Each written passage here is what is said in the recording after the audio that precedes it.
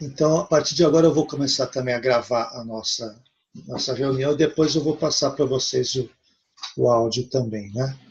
Vocês leram o texto que a gente disponibilizou? Sim, eu li. É? Tá. Tem algum ponto assim que vocês gostariam de destacar?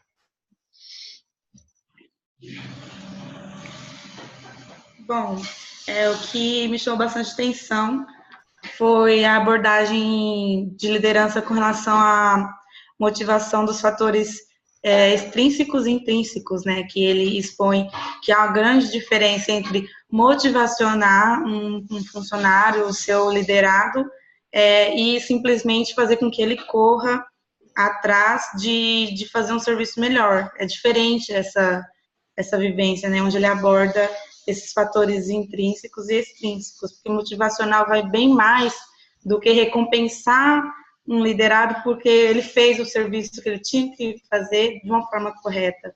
É identificar as necessidades que ele teve em fazer aquele serviço, é identificar o interior dele, a parte que ele sentiu dificuldade e atacar isso e tentar resolver, claro.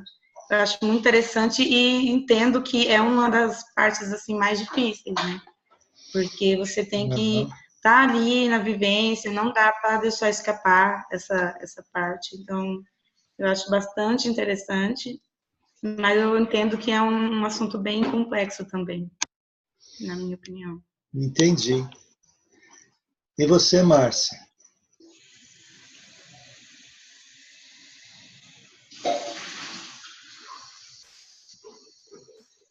Márcia, ouve?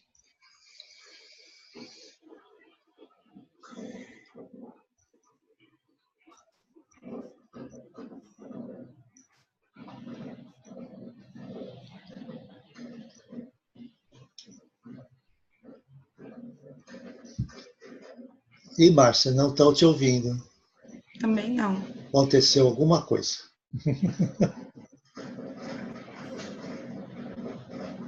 Não, Márcia. Tenta mexer no seu conector.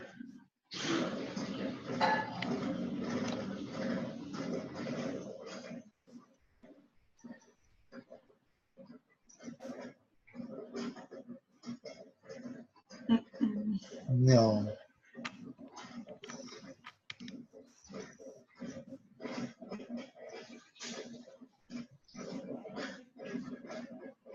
Deixa eu tentar trocar. Agora funcionou. Volte. Agora... Do serviço, né? Lógico que quantidade também é importante, porque você tem que dar conta de uma demanda, né? Uhum. Mas é um pouco diferente do que uma fábrica, uma linha de produção. Uhum. E uma coisa que realmente eu observei nesses anos de trabalho, eu já estou há 16 anos nessa área de saúde, é que realmente você só consegue melhorar a qualidade do serviço quando você consegue fazer o colaborador comprar a ideia da instituição. Uhum. Entendeu? Então, ele tem que incorporar a filosofia da instituição. Sim. Tá? Porque se ficar só naquela coisa, não, tem que ter qualidade para fazer o serviço certinho, fica uma coisa muito mecânica, né? Ele não se envolve. Né? E na área da saúde, para a gente é essencial o envolvimento do profissional, né? Então, realmente, eu acho que os lugares onde eu trabalhei, que eu achei que houve uma mudança na qualidade, né? Foram os lugares que tentaram passar a filosofia para o seu funcionário. Primeiro, o funcionário precisa incorporar a filosofia da instituição, para depois começar a melhorar os processos. Sim, muito bem. E eu acho que tem tudo a ver com o que o Deming está falando, né? Sim, sim. Aí, só fazendo um parêntese, creio eu que, utilizando algumas citações do texto, para essa incorporação acontecer nos funcionários, tem um papel fundamental em que eles acreditem nas diretrizes das empresas, né, e que essas diretrizes elas estejam bem alinhadas, bem estruturadas, bem programadas, com um líder à frente disso, né? Então, para que haja essa incorporação, ele se comprometa, ele incorpore toda essa filosofia que está sendo, de uma certa maneira, imposta, tem que ter um papel de um líder na frente disso, tem que ter um líder que acredite também nessa filosofia e que transmita a eles, não com a forma de obrigação, porque o que eu vejo muito é que eles, tudo é uma obrigação, tratam isso como uma obrigação, não como algo que vai melhorar na qualidade de vida deles dentro da empresa e influenciar em indicadores, tais eles sejam produção ou serviço, mas creio que isso tem um papel muito fundamental e muito forte. Os líderes também estarem bem alinhados com essas diretrizes e transmitir isso de uma forma mais clara e não como uma obrigação, né? Exato. E vocês talvez tenham percebido nos 14 pontos que o Deming traz, a preocupação que ele tem com relação à questão do medo, né? Então, tem alguns itens até depois, 10º, 11º, 12º, que tem gerado até uma polêmica em algumas das pessoas que participaram do nosso curso. Puxa vida, ele está dizendo para abolir a avaliação de desempenho, ele está dizendo para abolir metas. Na verdade, se a gente olhar com mais atenção, ele se preocupa que as pessoas não tenham medo. E a partir daí, se elimine qualquer barreira para que as pessoas participem mais livremente. Então, ele vai dizer, olha, você quer usar metas de qualidade? Tudo bem, mas use metas desde que você diga como fazer. Você pode usar a avaliação de desempenho desde que você não use a avaliação de desempenho como instrumento de coerção, mas como instrumento para verificar o que é necessário aprender. E assim por diante, né? Então, todos os 14 pontos estão girando no sentido muito forte dessa questão da participação, como vocês estão falando, né? Juliana falou da questão da liderança, né? Márcia também falou da questão das pessoas estarem comprometidas. E aí, realmente, esse texto traz a ligação desses princípios com o papel do líder. Então, qual é o meu papel enquanto líder com relação à qualidade, principalmente? Que a qualidade é um item motivacional, né? Ele é um item que é importante existir no discurso do líder. O discurso do líder ser incorporar elementos de importância da qualidade. Então, o que acontece?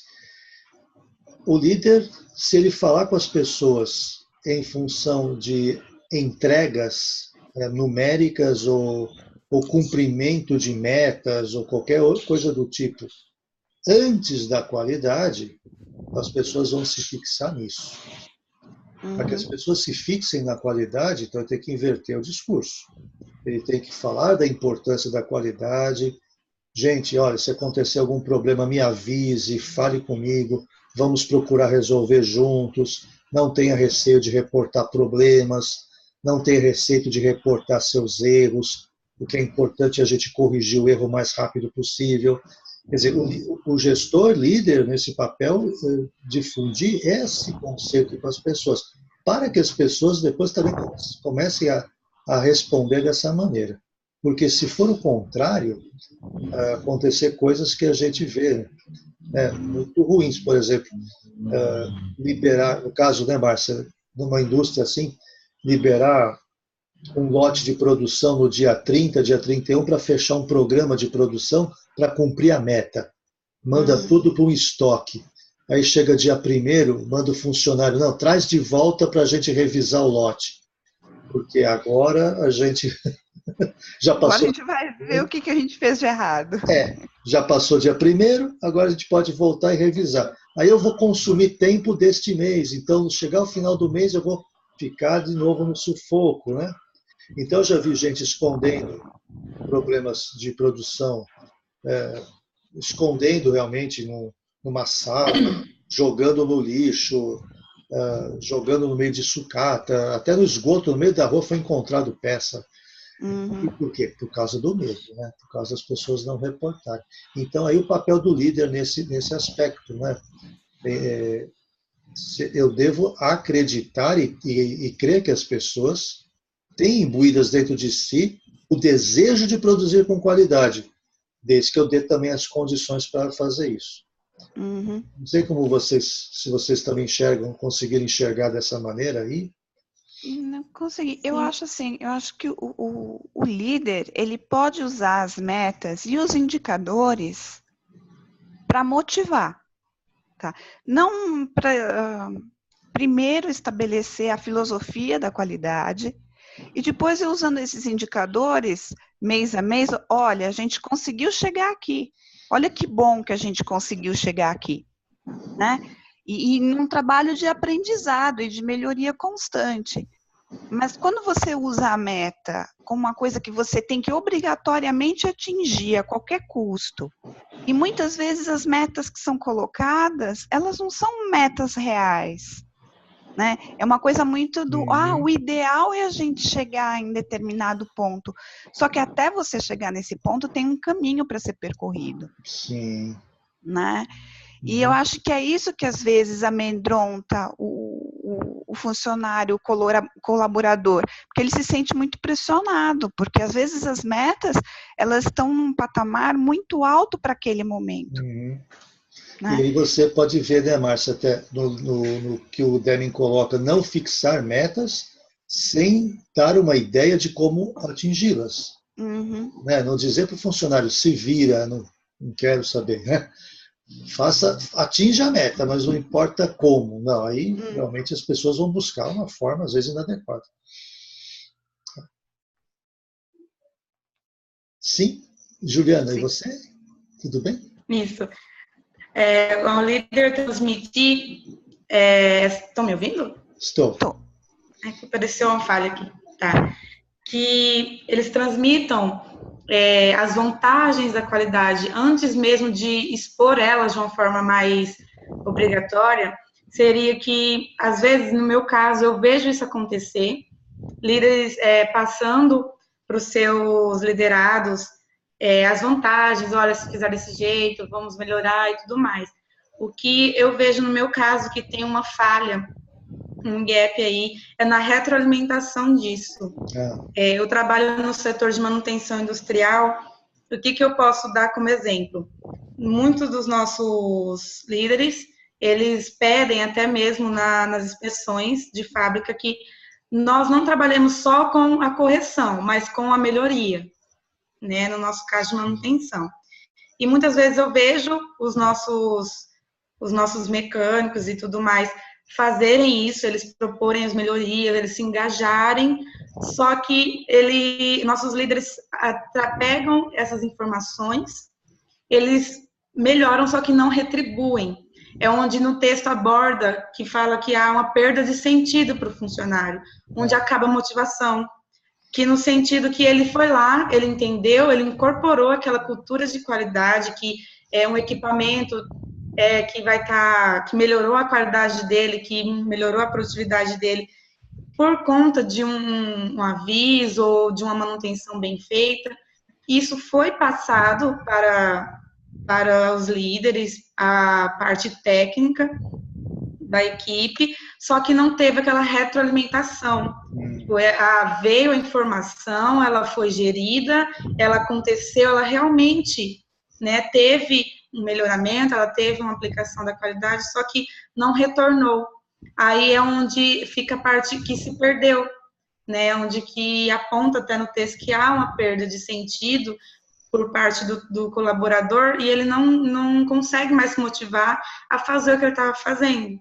E aí é isso que eu vejo também é importante da liderança retornar todas as informações para a equipe, para que tenha uma retroalimentação. Olha, vocês identificaram, a gente geriu isso de uma forma correta e olha como que está agora. Então, vamos continuar.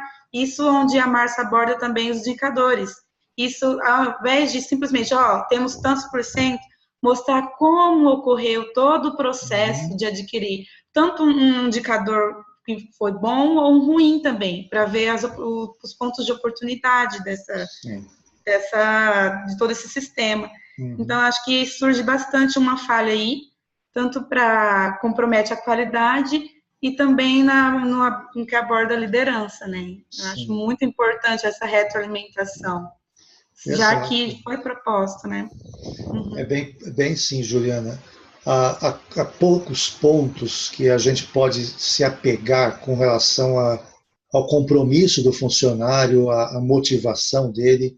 Informação é um ponto básico, assim, essencial, é um instrumento motivacional. E esse retorno da informação, né, que você está falando, principalmente também, quando as pessoas às vezes trazem uma informação, é dado uma orientação, etc., e aí fica naquele vazio, né? Então, o que se preenche ali? A pessoa fica pendurada, né? Eu disse que ficou pendurada, e fica esperando o retorno e não tem. E aí o que acontece? A liderança que dá esse retorno e que dá informação, que avisa, consegue resultados fantásticos. Eu tenho exemplo de empresa que o presidente, junto com a sua secretária, redigiu uma carta dizendo como foi o mês passado e o que a gente vislumbra para o futuro. Imprimia essa carta, distribuía para um staff de 20 pessoas, supervisores, engenheiros, técnicos, uma fábrica de pequeno porte. Eles se reuniam com grupos de 15 funcionários. Então, no último dia do mês, eles se reuniam e essas pessoas do staff liam a carta do presidente e aí debatiam com o pessoal perguntava alguma coisa, eles davam alguma explicação do que queria dizer. Então, o que acabava acontecendo? Havia uma mensagem da presidência para todos os funcionários ao mesmo tempo. E isso era um dos elementos de comunicação que a empresa utilizava. E eu via nessa empresa muitos problemas de ergonomia, né? Muitos problemas assim de condições de trabalho que a empresa não fazia por ignorância, né? Não tinha conhecimento a respeito. E os funcionários, muitas vezes, até sentindo dor, sentindo algum probleminha ali, gerado por isso. Mas eles não abandonavam o trabalho, eles queriam continuar trabalhando, eles serviam a empresa, eles tinham aquilo como a sua segunda casa. De uma maneira muito bacana. O que eu percebi dali? Isso que você também está apontando. Há o retorno da informação quando é perguntado. Então, o funcionário tem uma dúvida. Olha, está tendo esse problema aqui nesse aspecto do meu trabalho, né? Uma peça, uma instrução, um documento, né, Márcia? Que você também, às vezes, tem que trabalhar com prontuários ou tem que trabalhar com, com normatizações. Olha, eu estou com uma dúvida aqui, como é que eu faço?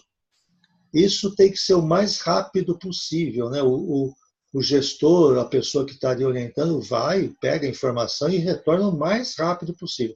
Quando a gente faz isso, o funcionário percebe a importância que aquilo também tem. Porque quando não vem a resposta, parece que aquilo não é importante. E, não, isso aqui é importante. Então, essa rapidez, né, no retorno da informação também, isso é um item de motivação. Como são desafios, como são reconhecimentos,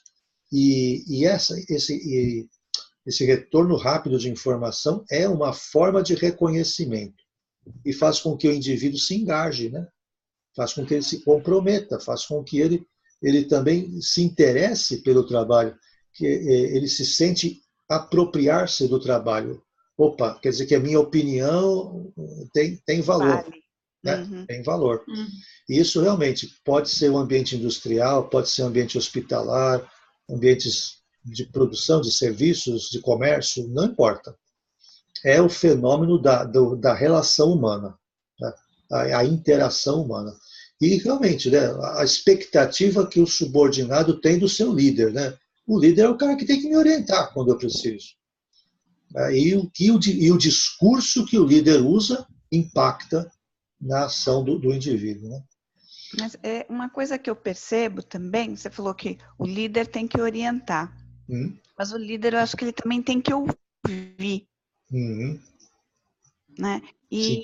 muitas vezes eu percebo que tem lideranças que não estão dispostas a ouvir, né? Elas acham que por estar num status de líder, eles sabem mais do que os outros e não ouvem.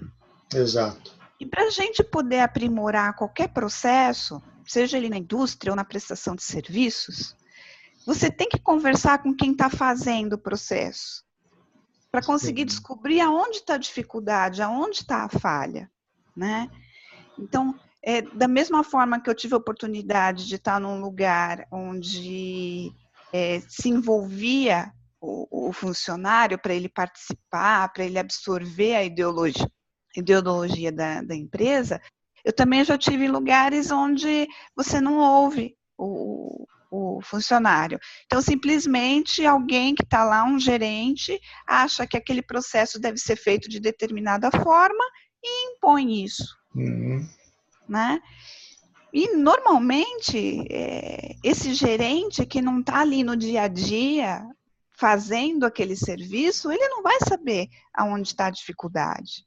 Exato. Ele perde uma grande chance, né, Márcia? Porque esse é o momento que você pode ganhar o funcionário, perguntando a ele o que ele acha, né? Qual é a opinião dele, né? E é exatamente o que você está falando.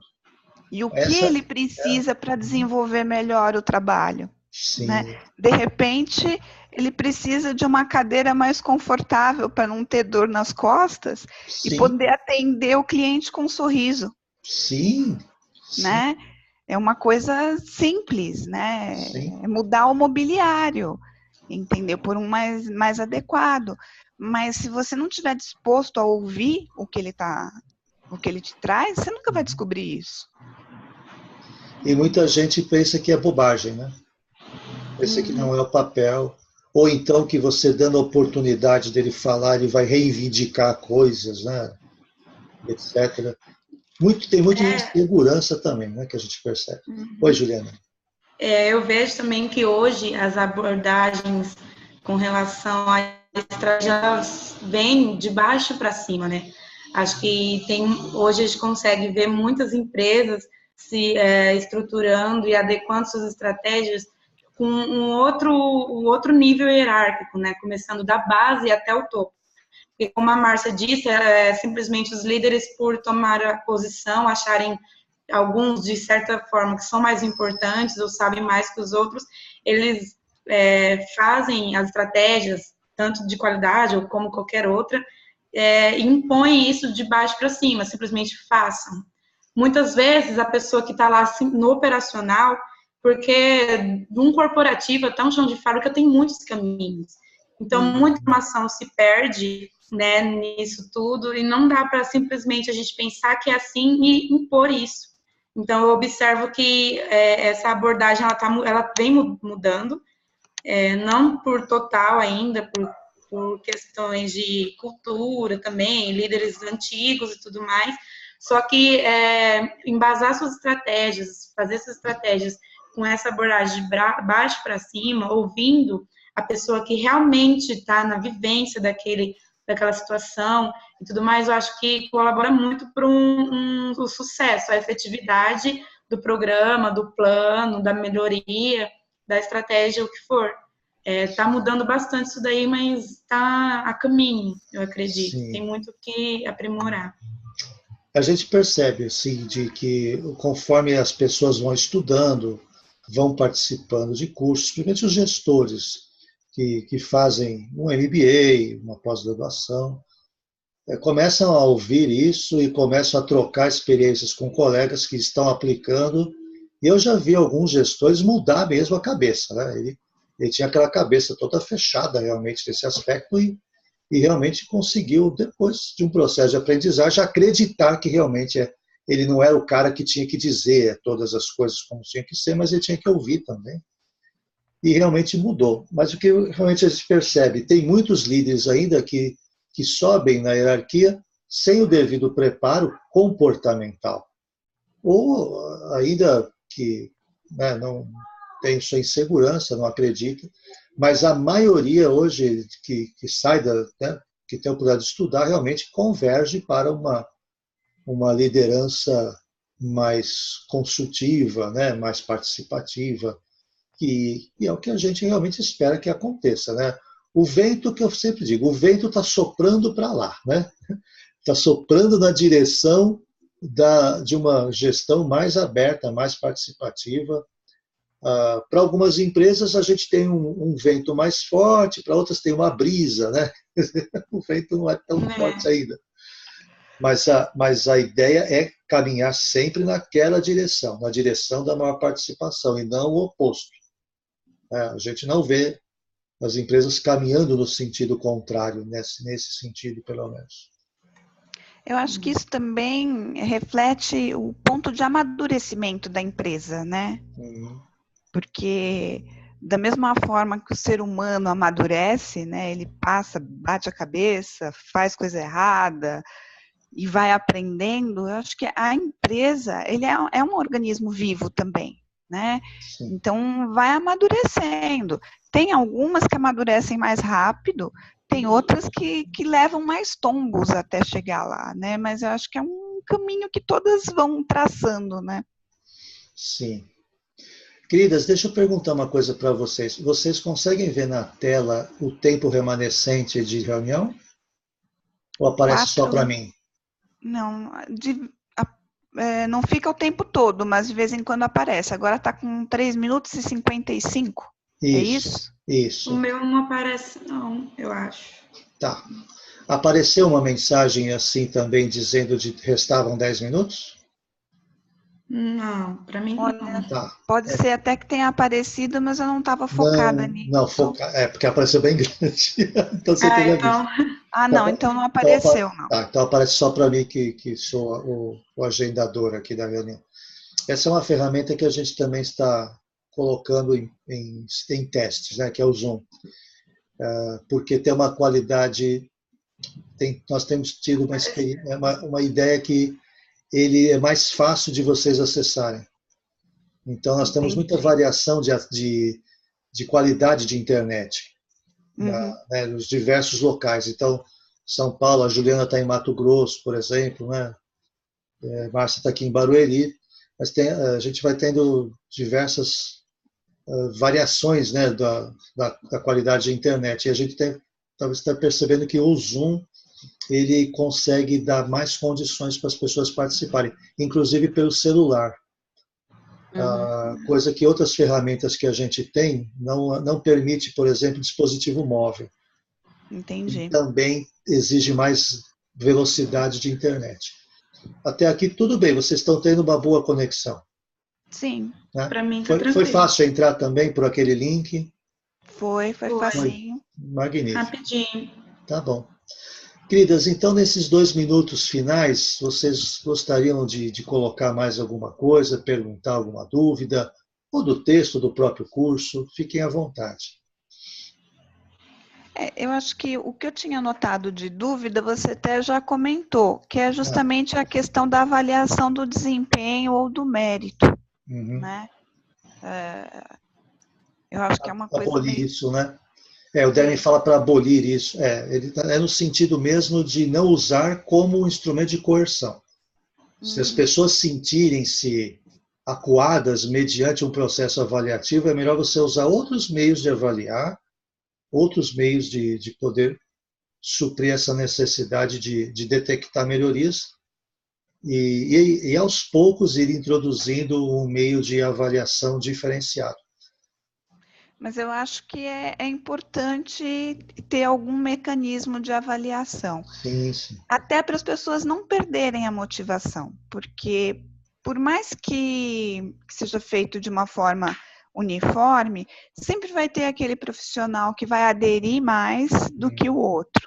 Isso. Então, se você, de certa forma, não valorizar esse profissional que está aderindo à filosofia da qualidade, você vai desmotivar ele. Ele vai falar, vou estar sendo tratado exatamente igual a quem não está nem aí. Sim. Eu acho que, de alguma forma, precisa ter uma avaliação. Ok. Juliana? Tranquilo, o bate-papo foi interessante para a gente trocar as experiências, até no caso da Márcia, em relação ao serviço, né? Que a gente, pelo menos para mim, é pouco abordado, eu tenho pouco conhecimento. Foi interessante ter essa interface com todo mundo. Como ela falou, eu acredito também que deve haver esses indicadores, essas metas, só que não focado nelas, mas em como fazê-las, e também para manter o foco, né? Não somente a motivação de quem realmente está fazendo ou não, mas o foco. A gente não consegue caminhar sem saber para onde ir, né? Uhum.